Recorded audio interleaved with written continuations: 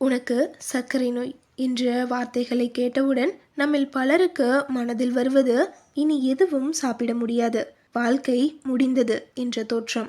ஆனால் இன்று நான் உங்களுக்கு சொல்ல போகும் ஒரு விஷயம், அது முற்றிலும் தவறான எண்ணம்.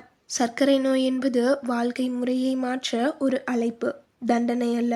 சரியான உணவு முறைதான் இந்த நோயுடன் சமாதானமாக வாழ, அதை கட்டுப்படுத்த மிகப்பெரிய ஆயுதம். இன்று நாம் பேசப்போவது எதை தவிர்க்க வேண்டும் என்பதை விட எதை சாப்பிடாமல் எப்படி சாப்பிடலாம் என்று. இது ஒரு புதிய வாழ்வை தொடங்க உதவும் வழிகாட்டி. முதல் மற்றும் முக்கியமான கோட்பாடு, குறைந்த கிளைசமிக் இன்டெக்ஸ் உணவுகள். எளிமையாக சொன்னால், சீக்கிரம் சர்க்கரையாக மாறக்கூடிய உணவுகளை தவிர்த்து மெதுவாக செரிமானமாகி இரத்த சர்க்கரையை படிப்படியாகவே விடும் உணவுகளை தேர்ந்தெடுங்கள். இதுதான் முழு ரகசியம். முதல் தூண், வெள்ளை அரிசியை விடுங்கள். சிறுதானியங்களை வரவேற்கவும். இவை நமது முன்னோர்களின் முக்கிய உணவு. இன்று அவை சூப்பர் ஃபுட்ஸ். கம்பு, பியர் மில்லட், இரும்பு சத்து நிறைந்தது, சோகை தடுக்கும். ராகி, ஃபிங்கர் மில்லட், கால்சியம் நிறைந்தது, எலும்புகளை வலுப்படுத்தும். திணை, சாமை, நார்ச்சத்து மிகுந்தவை. எப்படி சாப்பிடலாம்? முழு அரிசிக்கு பதிலாக சாமை அரிசி, அரிசி இட்லி, ராகி மாவு தோசை, கம்பு கஞ்சி. இவை நீண்ட நேரம் பசியை தாங்கும், சர்க்கரை ஸ்பைக்கை தடுக்கும். இரண்டாவது தூண், ஒவ்வொரு உணவிலும் நார்ச்சத்து மற்றும் புரதத்தை சேர்க்கவும். இந்த இணைப்பு செரிமானத்தை மெதுவாக்கி சர்க்கரை உயர்வை கட்டுப்படுத்தும். நார்ச்சத்திற்கு அதிகப்படியான காய்கறிகள், கேரட், பீன்ஸ், ப்ரோக்கோலி, பருப்பு வகைகள், கடலை, உளுந்து பருப்பு. புரதத்திற்கு தக்காளி, மைசூர் பருப்பு, முட்டை, மீன், கோழி. எண்ணெய் குறைவாக. இந்திய சமையலில் பருப்பு சாம்பார் என்பது ஒரு சிறந்த காம்பினேஷன். நினைவில் கொள்ளுங்கள், உணவை சிறிய, அடிக்கடி 6-5 முறை சாப்பிடுங்கள். ஒரே நேரத்தில் அதிகமாக சாப்பிட வேண்டாம்.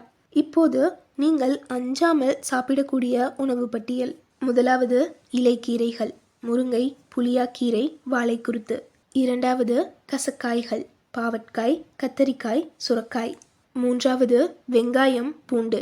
இயற்கையான இன்சுலின் போல் வேலை செய்யும். நான்காவது, நல்ல கொழுப்புகள். நல்லெண்ணெய், வேப்பெண்ணெய். கொய்யா, தேங்காய் துருவல் அளவோடு. ஐந்தாவது, இனிப்பு பழங்கள்.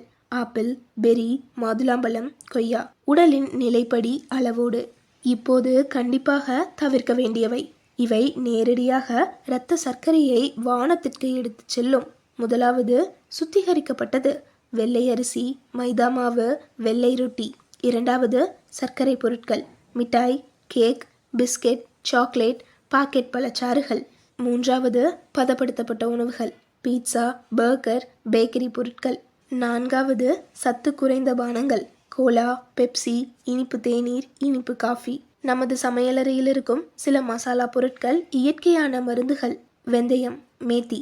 இரவில் ஊற வைத்த வெந்தய நீரை காலையில் குடிக்கவும். இது சர்க்கரை உறிஞ்சலை குறைக்கும். லவங்கப்பட்டை, சினமன். ஒரு சிட்டிகை லவங்கப்பட்டை பொடியை உணவில் தூவுங்கள். மஞ்சள், வீக்க எதிர்ப்பு திறன் கொண்டது. இவற்றை நியமமாக உணவில் சேர்க்கவும். சரி, ஒரு நாளைக்கு எப்படி இருப்பது? காலை 7 மணி வெந்தய நீர் மற்றும் 10 வெள்ளை பூண்டு. காலை 8:30 2 ராகி தோசை அல்லது கம்பு கஞ்சி மற்றும் காய்கறி கறி.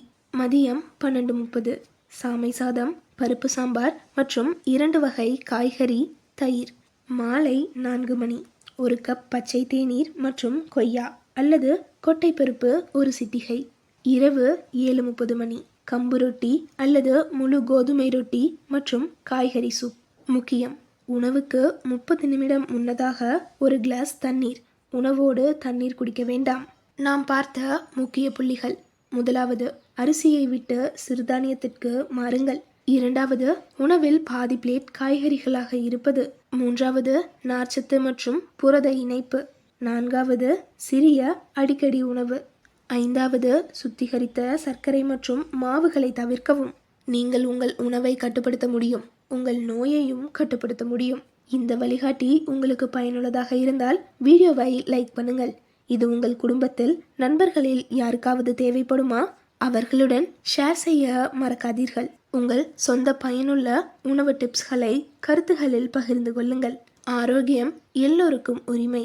நன்றி, வணக்கம்.